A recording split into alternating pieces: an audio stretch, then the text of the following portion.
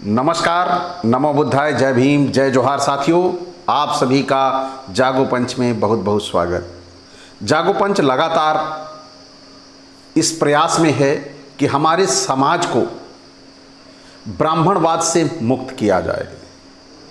ब्राह्मणवाद यानी अंधविश्वास और पाखंड। हमारे समाज में अंधविश्वास और पाखंड इस कदर व्याप्त है कि हमारे समाज के लोग मानव, पृथ्वी पर सबसे विवेकशील प्राणी मानव होते हुए भी पशुवत जीवन जीने को मजबूर हैं। इसके पीछे रहस्य क्या है? इसके पीछे एक बहुत बड़ा रहस्य छिपा हुआ है जो हमारे समाज को मालूम नहीं चलता, पता नहीं चलता। वह रहस्य क्या है, यह हमें आज समझने की जरूरत है। वह रहस्य क्या है, यह जब तक आप जानेंगे नहीं तब तक पाखंड और अंधविश्वास आपके घरों में जड़ बनाए रहेगा, क्योंकि यह एक प्री प्लान्ड योजना है।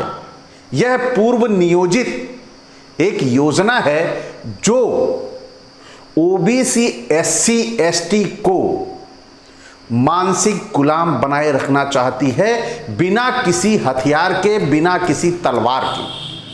ये वो विचारधारा है।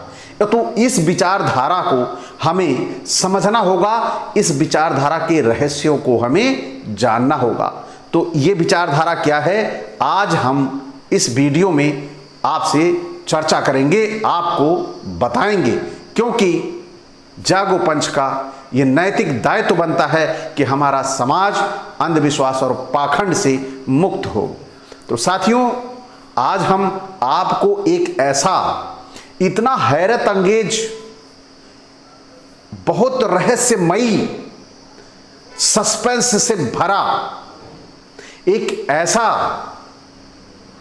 इतिहास चोरों के कारनामे को आपको इस वीडियो के माध्यम से बताएंगे, जो यह सिद्ध कर देगा कि आपके साथ, आपके भविष्य के साथ, आपके वर्तमान के साथ ठगी की गई है, आपको लूटा गया है और लूटा जा रहा है, और आप नहीं सुधरे तो लूटे जाते रहेंगे। यह दावा करता हूं मैं, क्योंकि इतिहास चोरों ने आपको ऐसा इतिहास दे दिया है जो आपकी जीवन धारा ही बदल दे रही है, क्योंकि उनका ये उद्देश्य है और आप उसे अपना धर्म समझ बैठे हैं, आप उसे अपना ईमान समझ बैठे हैं और उसे आप अपना ईश्वर समझ बैठे हैं। इसीलिए आप ठगे जा रहे हैं और ठगे जाते रहेंगे, क्योंकि ये उनका पहला और अंतिम उद्देश्य है। और ये उनका पहला और अंतिम उद्देश्य क्या है, ये आपको समझना होगा कि वो आपको अंधविश्वास और पाखंड में जकड़ना चाहते हैं, और इसी जकड़न की वजह से आप उनके शिकार बने हुए हो।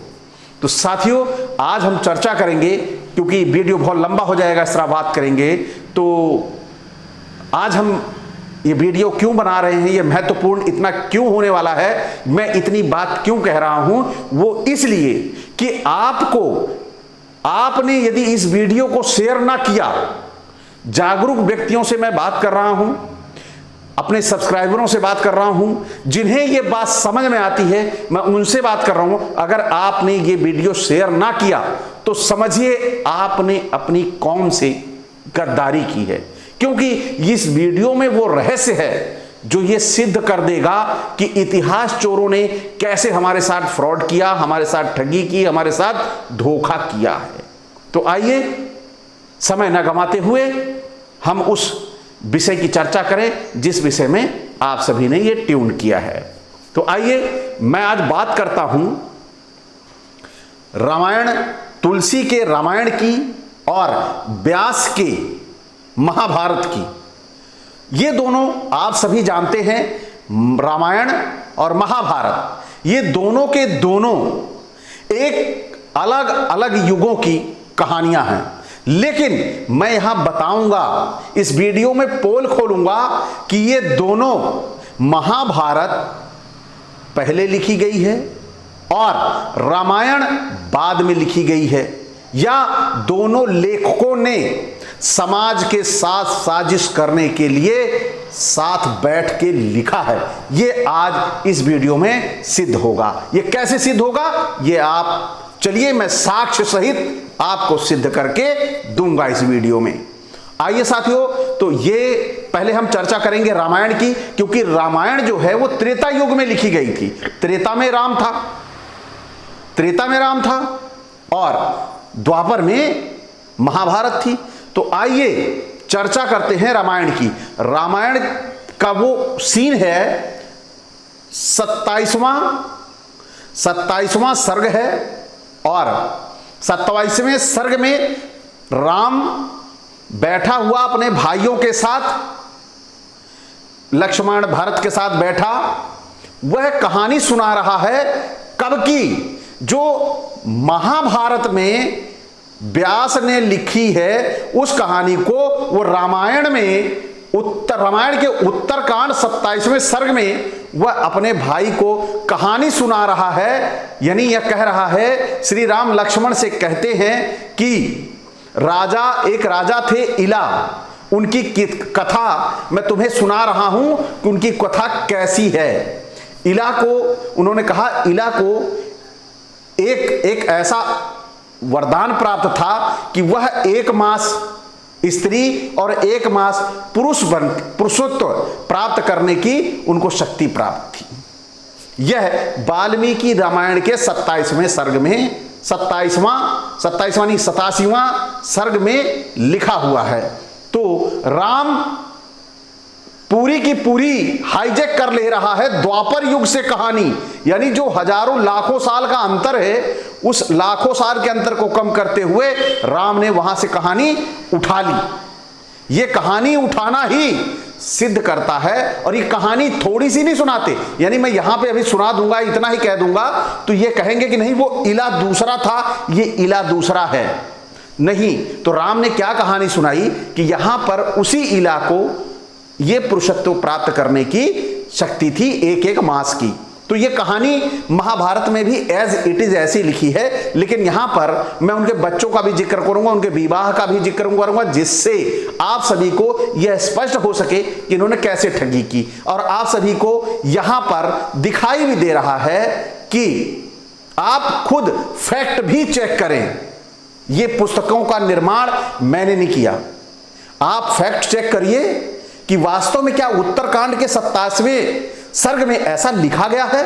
और फिर महाभारत के उस पन्ने पर जाइए, जो पन्ना है पंचसप्तति तमोध्याय, यानी 232 पेज पर आदि पर्व में ये पूरी की पूरी कहानी लिखी गई है। और इधर रामायण में वाल्मीकि की 87वें सर्ग में पूरी लिखी गई है, सेम एज इट इज। तो ये सेम कहानी राम को कैसे पता लग जाता है कि महाभारत में क्या होने वाला है, द्वापर में क्या होने वाला है, या हो चुका है। इन्होंने जो कहानी सुनाई है वो हो चुके वाली कहानी सुनाई है। तो आप सभी इसको गौर से सुनिए। इसमें बताते हैं इला और बुद्ध की फिर शादी होती है। इला जो होती है उसे पहले वो पुत्र होता है, फिर उसे वो महादेव और पार्वती एक वन में रह रहे होते हैं। वहां पर जो भी कोई पुरुष आता है वो स्त्री बन जाता था। तो जब इला उस वन क्षेत्र में पहुंचता है, जब वो स्त्री बन जाता है, ये राम सुना रहा है कहानी लक्ष्मण भरत को। तो जब इला इस चीज को देखता है कि वहां वन में पहुंचने के बाद सारे स्त्री बन गए, वह स्वयं भी स्त्री बन गया, बड़ी दुविधा में होता है, बड़ा परेशान होता है। भागा भागा महादेव के पास पहुंचता है कि प्रभु मेरे को पुरुष बना दो, मेरे को पुरुषत्व दे दो। अब वो कहते हैं नहीं, मैं सब कुछ तुम मांग लो मेरे से, लेकिन मैं पुरुषत्व नहीं दे सकता। अब इला परेशान, जो पुरुष है वो तो भागेगा ही। वो फिर भागता है पार्वती के पास, पार्वती से कहता है कि हे देवी, आप तो सर्व गुण संपन्न है, आप मतलब इतनी प्रशंसा कर देता है उनकी। उस भाषा में प्रशंसा आप पेज में पढ़ लीजिए, मैं उस भाषा में प्रशंसा कर नहीं पाता, आदत नहीं है इस तरह प्रशंसा करने की। तो वह पार्वती को खुश करके यह आशीर्वाद प्राप्त कर लेता है। पार्वती कहती है मैं आधा तुझे पुरुषत्व दे सकती हूं, लेकिन पूरा नहीं दे सकती, पूरा देने का काम महादेव का है। तो वह उसे आशीर्वाद दे देती है कि तू जब चाहे तब स्त्री बन जाएगा, जब चाहेगा तू आधी जिंदगी पुरुष बना रहेगा। तो वो बेचारा संतुष्ट होके वापस आ जाता है। लेकिन उसके साथ ये लीला रची जाती है कि जब वो स्त्री बन जाता है तो वो जाके दूसरी जगह रहता है उतने समय के लिए। तो जब वो उतने समय के लिए बाहर रह रहा होता है तो एक दिन चंद्रमा का बेटा बुध, उसकी नजर इला पे पड़ती है और वो मोहित हो जाता है।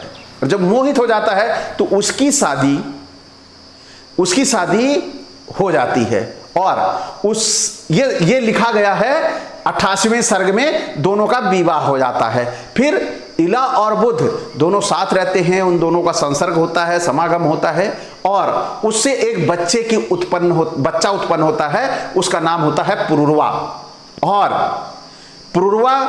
और इसके जन्म की कहानी 89 यानी 89वें सर्ग में दी गई है।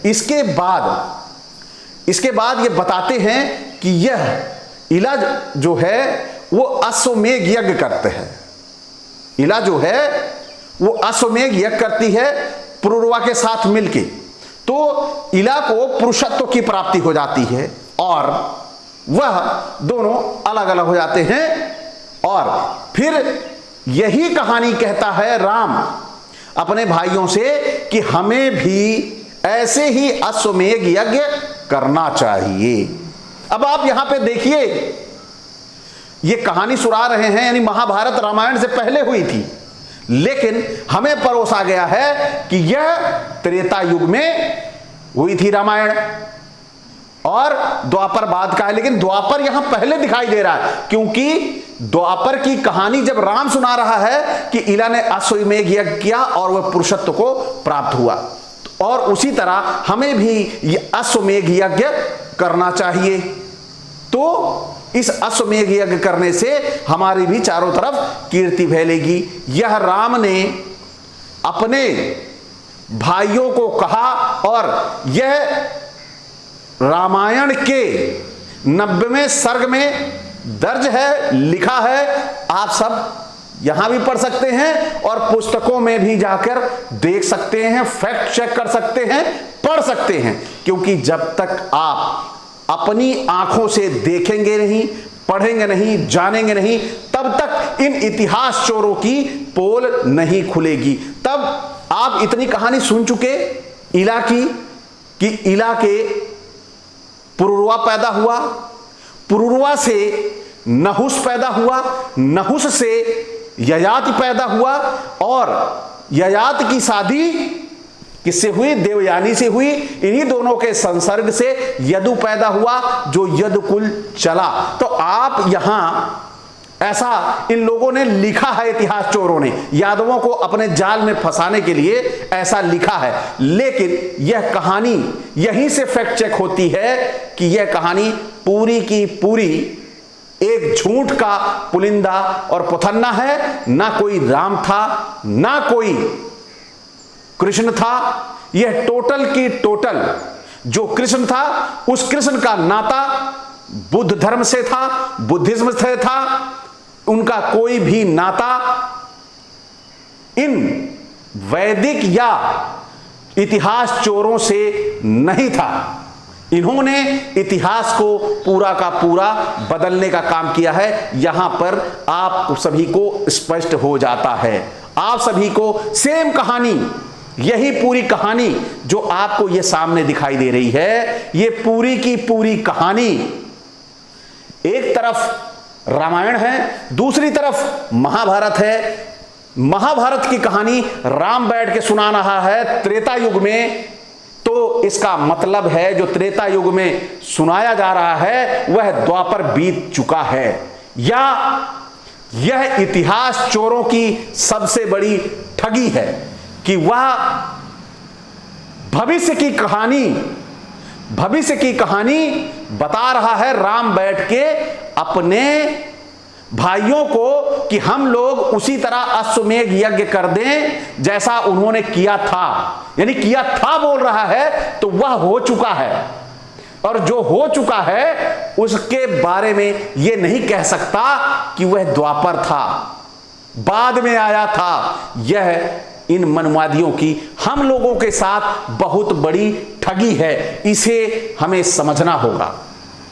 आप सभी को यह पूरा वीडियो मैंने साक्ष्य सहित दिया है। इन साक्ष्यों में मैं उन पेजों का भी जिक्र कर दे रहा हूं और रामायण के पेजों का भी जिक्र कर दे रहा हूं, पन्नों का, और दोनों लेखकों को, और दोनों युगों में बहुत अंतर रहा है, और जो युग आया ही नहीं उस युग की पूरी नजीर ले रहे हैं, उसकी अनुसरण कर रहे हैं कि हमें उसके अनुसार से कार्य करना चाहिए, अश्वमेध यज्ञ करना चाहिए जैसा इला ने किया था। तो यह हमारे समाज को ठगने के लिए, हमारे समाज को बेवकूफ बनाने के लिए यह पूरा का पूरा कार्य किया गया है। यह दोनों की दोनों पुस्तकें कहीं एक जगह बैठ के दोनों लेखकों ने सोच समझ के लिखी है कि कैसे इन ओबीसी एसटी को अपने जाल में कैसे फंसाया जाए, इन्हें बेवकूफ बनाया जाए ईश्वर का झांसा देकर।